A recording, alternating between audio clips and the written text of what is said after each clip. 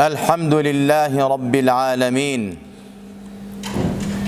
حمدا يوافي نعمه ويكافئ مزيده. يا ربنا لك الحمد كما ينبغي لجلال وجهك وعظيم سلطانك.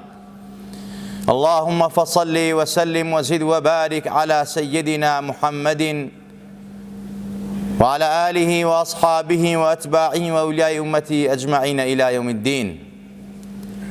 اللهم صل وسلم وزد وبارك على منبع الأنوار سيدنا محمد الحبيب المختار وآله الأبرار وصحابته الأخيار، صلاة تحفظنا بها من شر الأشرار وكيد الفجار ومن فتن الليل والنهار.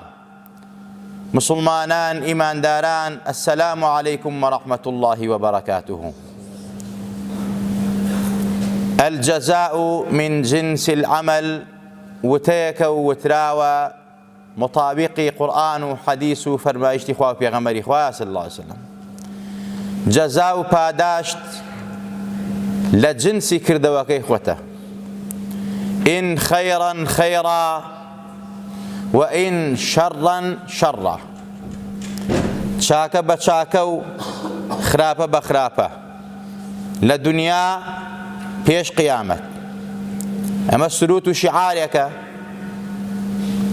لە قورئان و لە فەرموودەی پێغەمبەری خوا صلی الله عليه وسلم ڕەنگ دەداتەوە بۆ ئەوەی من و تۆی موسڵمان هەمیشە ئاگاداری وتە و ئاکار و کردەوەمان بین.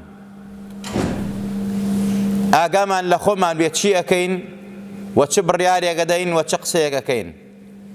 کوردەواری خۆمان ئەڵێ ئەگەر ماڵت لە شوشەیە بەرد مەگرە ماڵی خەڵکی، یعنی ئەگەر تۆ کردەوەیەکەکەی بێ بە تەمای ئەوە بی کە سبەینی ئەو کردەوە بەرامبەر دەکرێتەوە، پاداشتەکەی لە جنسی کردەوەکەی خۆت وەرەگریت. لە ئایەتێکە لە سوورەتی نیسا ئایەتی 123 خوا فەرمێت لەیسە بئەمانیکم ولا ئەمانی ئەهلی الكتاب من يعمل سوءا يجز به ولا يجد له من دون الله وليا ولا نصيرا. سبب نزول ئەم ئاەتە چی بوو؟ هۆکاریات نەخوارەوەی. هەندێک ئەفەرمون لە بەینی یەهود و قوڕەیشا مەناقەشەیەک بوو لەسەر ئەوەی یەهودیەکان یانیێمە ئەهلی کتابین، کتابمان بۆ هاتووە زۆر باشترین، وەکو ئێستا شیعاران هەرەوەیە نحن شعب الله المختار، خۆیان لە هەموو کەس باشتر ئەزانن. یەهود گاور جوولەکە خۆیان زۆر بە خەڵکی چاک ئەزانن. بە قوڕەیشەکانە نەوتی ئێمە چاکین و پیاوی چاکین و پێغەمبەرمان تیا هاتووە کتابمان بۆ هاتووە، ئێوە هیچ نین و مشریکن و خۆشیان هەر مشریک بوون. قوڕەیشەکانیشیان نەخێر هەر ئێمە پیاوی چاکین و ئێمە لێوە باشترین ومانە. بەهەرحاڵ ئەمە ڕیوایەتێک لە ڕیوایەتێکە فەرمون لە بەینی موسڵمان و یەهودیەکانە بوو. یەهودیەکانیان و هەر ئێمە چاکترین، چونکە ئێمە حەزەتی موسامان تایە، حەزەتی ئیسامان تایە، مەسەلە پێغەمبەرانی بەنو ئیسرائیل زۆر بوون، ئێمە حەزەتی موسا ئیمامان پێێنا و شوێن ئەو کەوتین تەوراتمان هەیە. موسڵمانەکانی فەرموویان ئێمە باشترین لەبەر خاتیمە پێغەمبەرێکمان بۆ هاتووە ڕەحمەتەن للعالەمینە، پێغەمبەری هەموو بەشەریەتە. ئەم ئاەتاتە خوارەوە بەڕاستی ئەمن و ئەمان بۆ هیچ لایەکتان نییە کاتێکە گەر لەسەر خراپە بەردەوام بن، لەسەر کوفر بەردەوام بن، لەسەر شیرک بەردەوام بن، لەسەر تاوان و مەعسیەت و ڕیبا خواردن و دوول لە ڕووی جەنابتان بەد ئەخلاقی بەردەوام بن. من يعمل سوءا يجز به، ئەوەی کەوا خراپە بکە پاداشتای خۆ وەرەگرێت لە دنیا لە قیامەتیشە. ولا يجد له من دون الله وليا ولا نصيرا. کەس هاوکاری نابێ، پشتیوانی نابێ، کەس ڕزگاری ناکە. چیت کردووە چی بچوێنی ئەوەیەتەوە ڕێگە، ئەوە دووریتەوە. کە زۆر جار ئێمە وتومانە کوردەواری ئێمە وتە جوانەکانیان پەندە جوانەکانیان مستەنبەتە و دەرهێنراوە لە قورئان و سونەتەوە. ئەم ئاەتە کە دابەزی هۆکارەکەی ئەوە بوو. حەزەتی ئەبوبەکری سدیق صديقي أمة رسول الله صلى الله عليه وسلم باش پیغمبر أو ذات قورة خواهي قورة درجة عاليكا خواهي قورة لي رازي به پیغمبری خواه دستی گر فرمي أبا بكر آيات يكن بو دابزي وبوت نخوين موا فرمي بباوكو دايك موفدات بين يا رسول الله زورم بيخوشا أم آياتي بخوين دوا حضرت أبو بكر زور بيتاقد بو فرمي يا رسول الله بأبي أنت وأمي وأينا لم يعمل سوءا كي هي لئيما قناه تاوانكا خرابنكا يا رسول الله جا اگر براسي پاداشتكي ورگرين لدنيا ولا قيامتي شا اما زورك بلا سريما پیغمبري خوا فرمي صلى الله عليه وسلم أما أنت يا أبا بكر وأصحابك المؤمنون فتجزون بذلك في الدنيا أي أبا بكر تو مسلمانان أمتك من كخرابيكن أقل لدنيا پاداشتكيان ورقرت خوال قيامتك والله أنا ناسنا أي كاب كفاردي قناهكيان حتى باك ابنوا أقل محصوري پروردگار بپاكي بو إخوة داخلي واشتام كان بلان بو كافر بو ملحيد بو مشريك بو بيدين خواهم لدنيا سزاي ليسينيه فصحي أكاب ريبا لقيامتي شاء عذابا أليما عذابا مهينا عذابا شديدا وما ذكردوه يعني دو جار لدنيا لقيامتي شاء بلان بو مسلمان هر أواني أجر خرابي خوال الدنيا سزاكي ليسن لقيامتها لناسينت أقل لدنيا لينسن أو لقيامتها براسي ليسيني جاء إنسان دائما بقول إخوايا بيش قيامت باك مكروا بيش قيامت سزاي خوم ورقرم نيجين ما قيامت بويا بيغمبري قامت درتي بس خاشي أمت ما برا بدستي أمت ما برا أخواي كتك فاردي قناه زرر يبكى منالكي بمري خوينا خوشكوي منالي خوشكوي زرري دنيا يبكى هم كفاردي قناه بوي أجا قناهي بيه قناهي شينا برفع درجاته خاف لي برزقاته أمشان نعمتك أبو أمتي بيغمبري خواه صلى الله عليه وسلم خواه داوتي بم أمة نازاري بيغمبريان صلى الله عليه وسلم جاء أم آياتا هو كاري دابزني بم شواسبو وبو مسلماناني حكم قيبم شواسي وكو بيغمبري خواه صلى الله عليه وسلم فرميت وأسرك واردك فرميت الذنب لا ينسى والبر لا يبلى والديان لا يموت فكن كما شئت فكما تدين تدان أما بحديث جواري ده بلام إما بأسرع ما جيك بيكين چونك هنديك أفرمون ضعيفة بهرحال مطابقي قرآن ومطابقي فرمايش تكان انتري بيغمبري إخوة صلى الله عليه وسلم هر کس یک براسي بير لم فرمو دبكاته ولم أسر بكاته قد تخني تاوان وخراب نابت الذنب لا ينسى قناه أي كي بلام لبير ناتشت قناه لبير ناتشت شاكيش ناب تركيت أمانيتوا بعداشتي شاكا هل جزاء الإحسان إلا الإحسان إن جاء والديان لا يموت ديان إلى اسمك وخوا بكرهته يعني ذاتي الله لا تأخذ سنة ولا نوم خواهي تبارك وتعالى خوتنو خونوتكو مردن بسريانايا حي وأزلية وأبدية لا يموت خواه الرقيبة بصر معنوا لا يموت فكن كما شئت شوني وابك شيت أوي بيك بلام شاك بزانا فكما تدين تدان شي بكي أود دوري توا شي بتشوني أود دوري توا شي بكي جا توريقات ضابطك عراقي لا قصص الواقعية عراقية كنسراوة وتشيروك الراستي ولاتي عراق ضابطك استخباراتي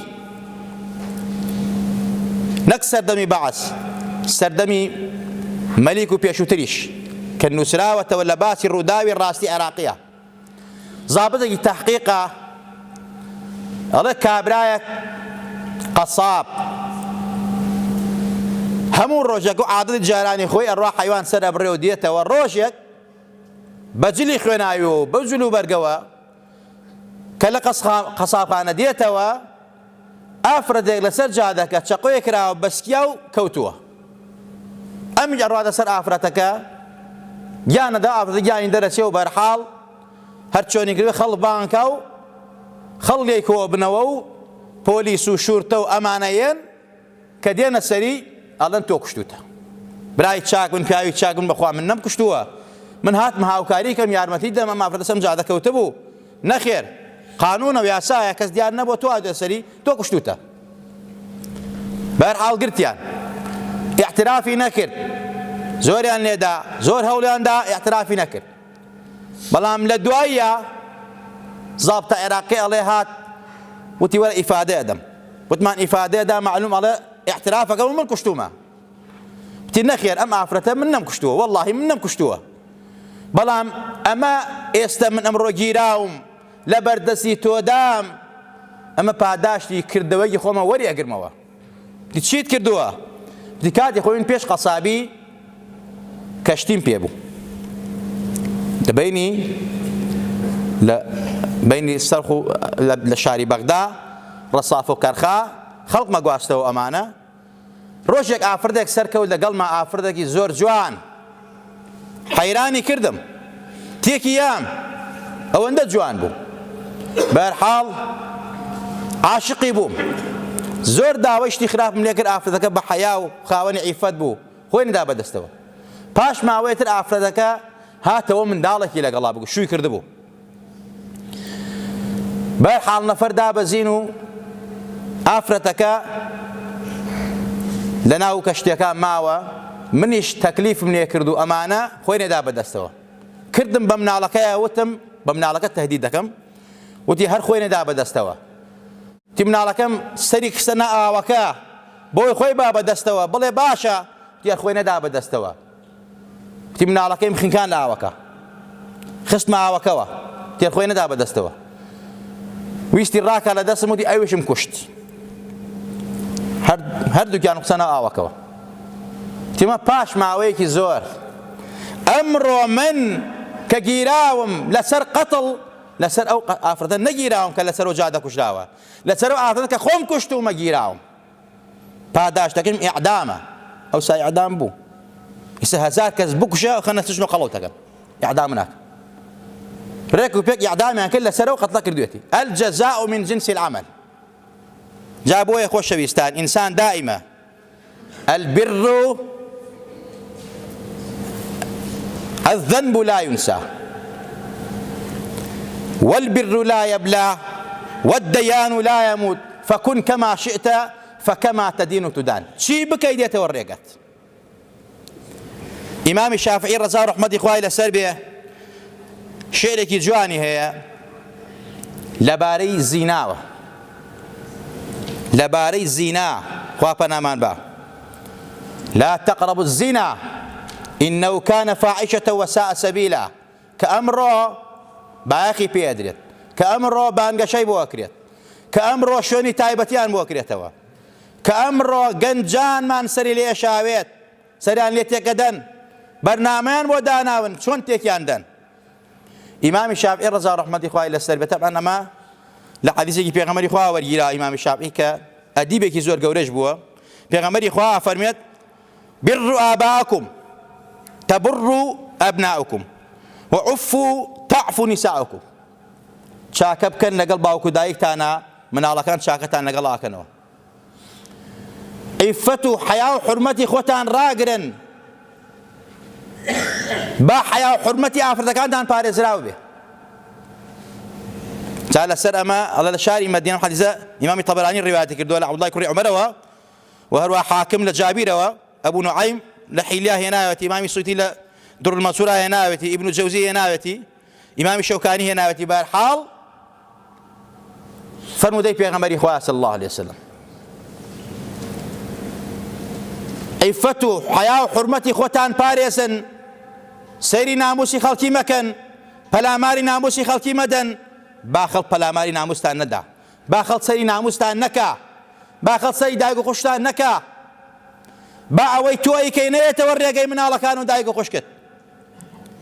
ئیمامی شافعیش ڕەزا و ڕەحمەتی خوای لەسەر بێ فەرمێ عفوا تعف نساؤكم في المحرم وتجنبوا ما لا يليق بمسلم إن الزنا دين فإن أقرضته كان الوفاء من أهل بيتك فاعلمي يا هاتكا حرم الرجال وقاطعا سبل المودة عشت غير مكرم لو كنت حرا من سلالة ماجد ما كنت هاتكا ما كنت هتاكا لحرمة مسلم من يزني يزن به ولو بجداره إن كنت يا هذا لبيبا فافهمي. أفرميت بپارێزن، خوا ئافرەتەکانتان ئەپارێزێت لە مەحرەم و لە ماڵ و حاڵی خۆیانە. خۆتان پارێزن لە شتێک کە لایەقی موسڵمان نییە پێیان بڵێن، بوتانیان بۆ مەکەن، قسەیان پێ مەڵێن، چونکە خوا ئەوە قبوڵ ناکا، خوا ڕەقیبە. زینا ئەو فاحیشە پیسە نەفرەت لێکراوە قەرزە، هەر کەسێک بیکە قەرزە و ئەبێ و قەرزە باتەوە، ئیتر خۆی یا ئاهل و بەیتەکەی. ئەو کەسەی کەوا هەتکەری پیاوان و ژنانی بەڕاستی تاوانباری حورمەتی خەڵکەشکێنی، ئەگەر تۆ ئینسانێکی چاک و ماجید و نەجیب بیت بەڕاستی قەت حورمەتی موسڵمان ناشکێنیت. ئەوەی زینا بکە زینای لەگەڵا کرێتەوە، ئەگەر بە دیواری ماڵەکەیشی بێ، ئەگەر تو عاقڵ و ژیر بی تێگەی. ئیمامی شافعی ئەفەرمێت لە شاری مەدینە کابرایەک خاوەن عائیلە ڕۆژێک ئەڕواتە دەرەوە بۆ ئیشکاری خۆی، خێزانەکەی ئاوگێڕێک ئەگەڕێ بە شاری مەدینە، ئەویش بانگی ئەکا ئاوی ئاویان باتێ ئاویان لێ بکڕێ بەرحاڵ. لەو کات و ساتە ئەو ئاوگێڕە دەستێک خاتە سەرشانی ئەو ئافرەتە کە ئاوەکەی پێدا، ئافرەتێکی بە حیا و بە حورمەت. تەمەن ئافرەتەکە خۆی لێ دوورە خاتەوەمانە، کاتێک مێردەکەی تێتەوەڵێ ئەمڕۆ چیت کردووە لە دەرەوە؟ وتی وەڵی خەریکی دارکۆکردنەوە بووم، دەستم خستە شەرشانی ئافرەتێک. فەرمی ئەلحەمدا زیاتری نەکەی، نا زیاتر ڕوویەدا لە ماڵەکەی تۆشە. الجەزاء من جنس العمل. جا بۆیە خۆشەویستان قەت نەخەڵە تاوان چەند لە قیامەتا قێزەونە و ئینسان خوا خەجاڵەتێکە لە دنیادا ئاوا خوا ڕەسوات دەگاتەوە. ئاگات لە خۆت بێ، ئاگات لە چاوت بێ، ئاگات لە دەمت بێ، ئاگات لە زارت بێ. بوتان بکەی بوتان بۆ کرێتەوە، زینا بکەی زینات لەگەڵا کرێتەوە، قەتڵ بکەی ئەگە دوای 100 ساڵی بێ خوا تەبارەک وتەعالا تۆڵە ئەسێنێتەوە. گەندەڵی بکەی دزی بکەی جام ئەگەر بەرام تاقە کەسێ بیکەی، ئەگەر بەرامبەر بە میلەتێ بیکەی، دەسەڵات بەرامبەر بە میلەت بیکە. وا نەزانن خوا لیان قبوڵەکە، خوا ئاوا ساعی بۆ چۆڵ کردوون دائیمە ساعیان ئاوا چۆڵن. نا، ئەوە تا 30 ساڵە ئەم دەسەڵاتە گەندەڵا بەرامبەر بە میلەتە چیەکە؟ نانیە بڕێ، قوتیە بڕێ، ئاوێ بڕێ، خیانەتی لێکا، زەریبەی لەسەردانی، ژیانی قورسەکە. ئەوە تا بە چای خۆمان نەبینین. یەک بڕیاری عێراقی دادگای فیدراڵی عێراق کە نەوت و گازی لێ ئەسێنێتەوە، ئابووری سەربەخۆی کوردستان کە ماڵی وێرانکردن کە ئەوێ لێیان سێنێتەوە، کێچ کەوتەتە کەوڵیان. چۆن بکەین، چی بکەین؟ ماڵمان وێرانە بێ، قوڕەگرێ بەسەرمانە. پێغەمبەر قوڕەگرا بەسەرتانەوە، قورتان کردە سەر و میلەتە. خۆمە زەرەری میلەتی تایە، بەڵام میلەت ئەوەندە ئازاری چەشتۆ بەدەست ئەم گەندەڵ و پیسانەوە، یعنی حەزەکە هەرچیەکە کە لە زەری خاک و وڵات و نیشتیمانیش بێت بەس ئەمان قازانج نەکەن ڕوو بدات. ئیسە میلەت ئەڵێی ڕۆنقازە لە سمێڵی هەمووی. ئەوەنە پێی خۆشەکەوە ئەم دەسەڵاتە ئەم غازوونەوتە نەفرۆشێ و بگەڕێتەوە سەر حکومەتی عێراقی. ئەمە باشتان کرد واتان کرد لەو میلەتە، ئەوە پاداشی کردەوەکانی خۆتانە، خراپتریشێتە ڕێگەتان.